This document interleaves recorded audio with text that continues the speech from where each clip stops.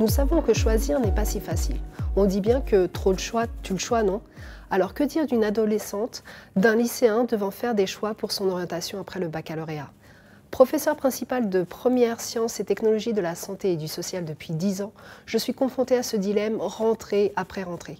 Après tant d'années, on pourrait penser que je suis une experte dans les choix d'orientation auprès des élèves. Ce n'est pas le cas. Et oui, comment l'être quand chaque élève est unique? Il a ses rêves et ses capacités, le conduisant à tenter diverses formations après le bac. Mais ces choix sont-ils judicieux? Avec plus de 14 000 filières, comment aider les élèves à faire des choix alliant le cœur et la raison? J'ai expérimenté pour ma part le dispositif appelé Continuum Bac-3, Bac+3. Impulsé par l'Éducation nationale, il a pour rôle d'initier les échanges entre l'enseignement supérieur et le secondaire. J'ai donc eu cette volonté de rapprocher le pré-bac et le post-bac. Après accord de ma direction, j'ai mis en relation les formateurs et des étudiants avec nos lycéens pour les guider à faire des choix éclairés. Comment ce dispositif se traduit-il dans les faits? J'ai contacté de nombreux responsables de formation ainsi que des collègues enseignants pour mettre en place un partenariat. Concrètement, j'ai débuté en allant directement rencontrer les responsables de formation d'une université proche de mon établissement. Je leur ai demandé la possibilité de discuter avec eux. Suite à ma proposition, ils se sont montrés très intéressés. À partir de ces retours positifs, j'ai recherché sur Internet les coordonnées des responsables d'autres formations débouchant après le bac ST2S, sciences et technologies de laboratoire avec les spécialités biotechnologie et spécialités physique et chimique en laboratoire. Les contacts des collègues est également une piste à exploiter. Cela a marqué le début d'une collaboration très enrichissante. Auprès des élèves de terminale, le dispositif s'est concrétisé par la réalisation d'un stage d'immersion dans la formation pour laquelle ils avaient eu un grand coup de cœur. Ainsi, durant une journée, nos lycéens se mettent dans la peau d'un étudiant et suivent exactement le même emploi du temps. Ainsi, Béatrice a suivi Sylvie en BTS MECP, option formation marque asso. Unique lieu dispensant cette formation en Île-de-France. Elle a pu faire l'expérience du trajet par les transports en commun et ses éventuelles difficultés en habitant à Villiers-le-Bel. La location d'un logement a donc été à envisager. Autre exemple, la découverte du DUT Génie biologique à Cergy pour Véronique lui a permis de prendre conscience que l'autonomie au sein de l'IUT est une compétence essentielle. Avec ses enseignants, nous la trouvions très autonome et pourtant, elle dira préférer être dans une structure plus petite malgré un accueil formidable à l'IUT.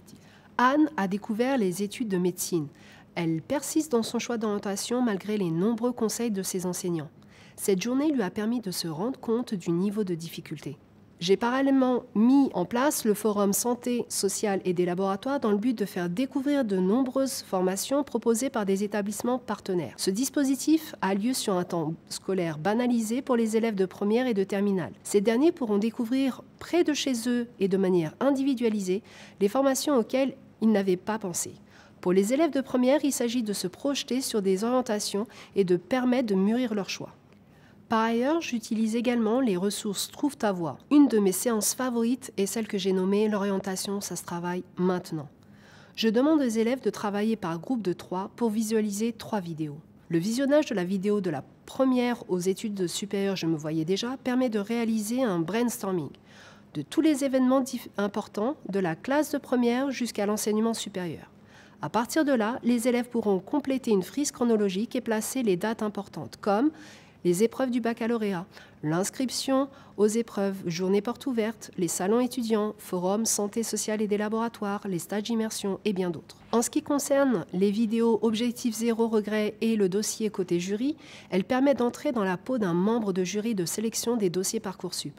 Les élèves lisent 4 bulletins issus des ressources de Trouve ta voie. Puis, ils surlignent les appréciations ainsi que les notes identifiées comme positives et négatives avec 2 couleurs différentes. Une fois terminé, ils doivent sélectionner 1 ou 2 élèves ayant un bon dossier scolaire.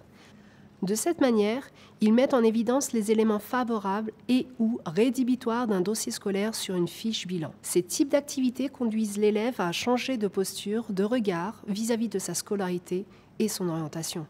Cela fait 3 ans que j'ai mis en place des dispositifs en lien avec le continuum Bac-3, Bac+3 au sein de mon établissement d'exercice. Les retours des élèves sont positifs. Il y a pour simplifier 4 réactions possibles.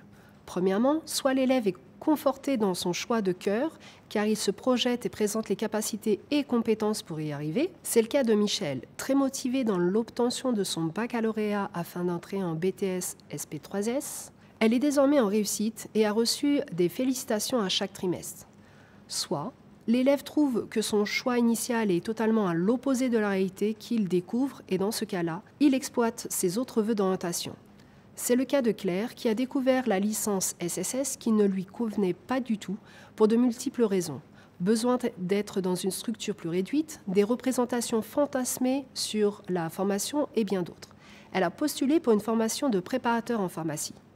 Soit l'élève a un avis mitigé, puisqu'il constate que la formation lui plaît, mais ses compétences sont à améliorer.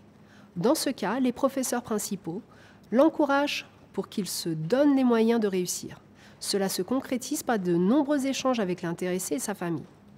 Dans ce cas de figure, d'autres choix sont à explorer de telle sorte de trouver une formation en lien avec les appétences et les compétences réelles de l'élève.